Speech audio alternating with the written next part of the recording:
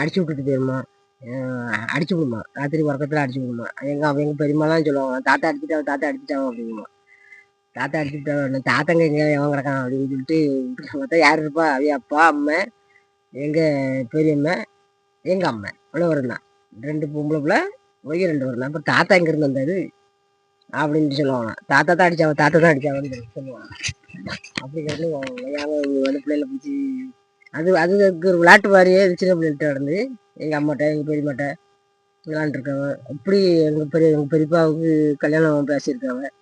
கல்யாணம் பேசினா அவரு ரொம்ப நாளுக்கு கம்பெனிக்கு போக முடியாது, வைக்கப்பட்டு போய் போகாம கிடந்து போல. அப்புறம் திரும்ப எல்லாம் சமாதானம் பண்ணி நீ போய்யா இல்லை வராது உங்கள்கிட்ட அப்படின்னு சொல்லி. ஆனால் அது வந்துட்டு தான் இருந்துச்சு. அது கொஞ்சம் நாளைக்கு ஒருக்கா அவங்க கொடை எனக்கெல்லாம் எங்கள் பெரியப்பாவை பிடிச்சி வீட்டுக்குள்ளே பூட்டி தான் போட்டிருப்பாங்க. நாங்களே பார்த்துருக்கோம். உள்ள தெரியாது, எங்கள் பெரியப்பாவை உள்ளே போட்டு பூட்டுவாங்க. பூட்டுவாங்க, கதவெல்லாம் உடைப்பாரு, வெட்டிட்டு முடிப்பாரு, முடிச்சு ரொம்ப அட்டகாசம் பண்ணுவார். திறனைக்கு சாமத்தில் உறங்கிட்டு இருக்கு, நல்லா உறங்கிட்டு இருக்கிறது ஊடு எரிஞ்சிக்கிட்டு எங்கள் ஊரில் வந்து அந்த சாமி வந்து நேர் பாதையில் போவார், ரோட்டிலோடி போவார். எங்கள் வீட்டுக்கு எங்கள் தாத்தா வீட்டுக்கு வடக்கரைக்கு ஒரு வாய்க்கால் உண்டு. வாய்க்கால் அந்த கோயில் நிலம் நிறுத்தி வச்சதுக்கப்புறம் அந்த வாய்க்கால் உண்டு. இந்த வாய்க்காலுக்கு வந்து எவ்வளோ தூரம் இருக்கும், ஒரு ஒரு 1/4 கிலோமீட்டர் வைங்களேன். 1/4 கிலோமீட்டர் கொஞ்சம் கூட இருக்கும். 1 கிலோமீட்டர் தூரம்னா அதில் ஒரு 1/2 கிலோமீட்டருக்கு கொஞ்சம் கம்மியாக இருக்கும். அவ்வளோ தூரம் இருக்கும் இந்த வாய்க்கால். அந்த வாய்க்காலுக்கு இந்த வரைக்கும் அந்த வரைக்கும் முள்ளு வேலி மாதிரி கிடந்து அப்படியே ஆண்டுக்கிட்டு உள்ளுக்குள்ளே கொஞ்சம் தூரம்லாம் போக முடியாது. நம்ம கொஞ்சம் தூரம் வேணா போய்க்கலாம் போனால், ஏன்னா பொம்பளை ஒதுங்கிறதுக்கு போவாங்க அந்த இடத்துக்குள்ள. அந்த இடத்துக்கு திரடணும்னா அந்த இடத்துக்கு ஒதுங்க போவாங்க. அதுக்கு உள்ளுக்க வந்து போக முடியாது. அது எப்போவாவது தண்ணி இன்னும், ஏன்னா தண்ணி பாயிற இடம், நீர் பாய்ச்சல் இடம். அதில் யாருக்காவது வயலுக்கு தண்ணி தேவைப்படுதுன்னா வருஷத்துக்கு ஒருக்கா 2 வருஷத்துக்கு ஒருக்கா தான் அந்த இடத்த பூரா சுத்தம் பண்ணுவாங்க. ஆட்களை விட்டு ஆம்பளை விட்டு வெட்டி எல்லாத்தையும் வெட்டுப்பாங்க. அதுக்கு அந்த அடுத்த திருப்பு வெட்டுறதுக்குள்ள அந்த அவ்வளோ அடைச்சிக்கிடும் வாய்க்கல. அந்த மாதிரி குகைக்குள்ள புகை மாதிரி இருக்கும் முள்ளு. அங்கே இருந்து அங்கே போகிற ஊடு இறங்கிட்டு தண்ணிக்குள்ளோடு செத்தக்கம் பத்தக்கான்னு. ஆனால் ஒரு முள்ளு ஒரு கீரல் ஒன்றுமே இருக்காது ஒரு மேலே.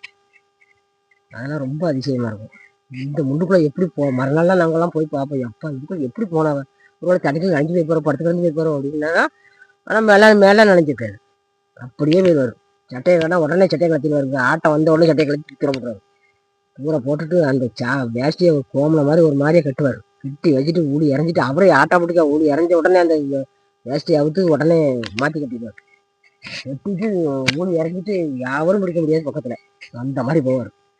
போனால் அந்த கரையில் போய் அந்த கோயிலுக்கு போனதும் அவரை பார்த்தா இங்கே எல்லாருமே ஊடி இறஞ்சிட்டு போகிறான்னு உடனே ரோட்டில் ஓடி போயிடுவாங்க எல்லாரும். யார், எங்கள் தாத்தா, எங்கள் ஆச்சி, அப்புறம் அல்லது சத்தம் கேட்ட ஆளுக்கு, ரோட்டில் உள்ள ஆளுக்கு, சத்தம் கேட்ட ஆளுக்கு எல்லாருனாலும் யாருனாலும் சரி நிறைய வாழ்க்கை அங்கே போயிடுவாங்க, கோயிலுக்கு போயிடுவாங்க. எப்படி இருந்தாலும் அவங்க கோயிலுக்கு தான் வருவாங்க. யாரும் அங்கே போய் பார்த்தா ஒரு கீரல் ஒரு உள்ளு எதுவுமே அவர் மேலே பட்டே இருக்காது, இழைச்சே இருக்காது. எப்படி வருவார் அப்படின்னு அந்த அதிசயமாக இருக்கும். அந்த மாதிரி வந்து அங்கே கோயிலில் நின்று ஆடுன்னு ஆடிட்டு அதுக்கப்புறம் வருவார். இப்படி பண்ணிட்டு இருந்திருக்காரு. முதல்ல கல்யாணத்துக்கு முன்னாடி அப்படி தான் பண்ணியிருக்காரு. அப்புறம் கல்யாணத்தை அன்னைக்கு முகூர்த்தம், அன்னைக்கு சரியான முகூர்த்தத்தில் வச்சுருக்காங்க, கல்யாணம் வச்சுருக்காங்க. முகூர்த்தம் முகூர்த்தத்துக்கு அன்னைக்கு மாப்பிள்ளைக்கு எல்லாம் மாலைகளெல்லாம் போட்டுக்கிட்டு எல்லாம் வச்சு எல்லாரும் சேரை போட்டு உட்கார வச்சுருக்காங்க. மாப்பிள்ளைங்க மாமமார் சடங்கு அப்படி இப்படின்னு ஏதோ சந்திரச்சாயை கழிச்சிருக்காங்க. கழிச்சிட்டு நிற்கையும் சும்மா அப்படி சட்டக்குன்னு எந்திரிச்சு கம்பீரமாக நின்னாராம். நின்று சட்டையெல்லாம் பிச்சு தூக்கி தூர போட்டுட்டு முகூர்த்தத்தை அன்னைக்கெல்லாம் எங்கள் பெரியப்பா ரொம்ப கடந்தாளுங்க. ராத்திரி காலையில் தாலி கட்ட போகணும். எனக்கு பெரிய அசிங்கமாக இருக்குது, நான் இப்படிலாம் அங்க மாட்டேன், நான் வரவே மாட்டேன் அப்படின்னு. அப்படியே சட்டையெல்லாம் கலத்தி போட்டுட்டு கழுத்தில் நான் மாலை ஒரு மாலை கலத்தினேன் அப்படியே போட்டுருந்தாரான். அந்த பூ வாசத்துக்கு வந்துச்சா என்ன ஏதுன்னு தெரியல, மாலையை அப்படியே போட்டுக்கிட்டு வேஷ்டி அவுத்து அவர் கெட்டு நமக்கு யாருமே கட்ட முடியாது அந்த மாதிரி கட்டாராம். அந்த வேஷ்டி கட்டு வந்து அப்படி இருந்துச்சான். அப்படி கட்டு வரான், ஒரு மாதிரி தெரிச்சு கட்டு வரான். கட்டு அவர் ஆடி முடிகிற வரைக்கும் அவராது அந்த மாதிரி இருக்குமா ஜம்முன்னு. அப்படி கட்டிக்கிட்டு ஊழி இறஞ்சிட்டு புரட்டாரான். எல்லாரும் நின்று ஐயோ மாப்பிள்ளை இப்படி வந்து கிடந்து ஆடுறாருன்னு சொல்லிட்டு எல்லாரும் இந்த தலையும் போறாங்களாம் அந்த தலையும் ஓடுறாங்களாம். கோயிலுக்கு ஓடுறாங்களாம். இங்கே இந்த வயலுக்கு போய் வயக்கட்டு போடி யாரும் போக முடியல. வாய்க்காலுக்கு எல்லாரும் கொஞ்சம் தூரம் போயிட்டு அதுக்கு மேலே அவன் எங்கே போகிறானே தெரியல. இருட்டுக்குள்ளே சரியான இருட்டு, புகை வழங்கா இருக்குது. அதுக்குள்ளே ஊடி இறக்கிட்டு ராத்திரி போகிறான். நமக்கு போக முடியாது. அவளாளுக்கும் போனாளுக்கு போகிறான். தலப்பாலாம் முள்ளு இழுத்து தலையில் கட்டின தலப்பாவெல்லாம் முள்ளு இழுத்துட்டாங்க. உடம்புலாம் முள்ளு இழுத்து அவளாளுக்கும் திரும்பி வந்துட்டு இது வந்து கோயிலுக்கு பார்க்காமலாம் மாப்பிள்ளை ஒரு மாலை அப்படியே அசரலையும் அப்படி இருக்கான்.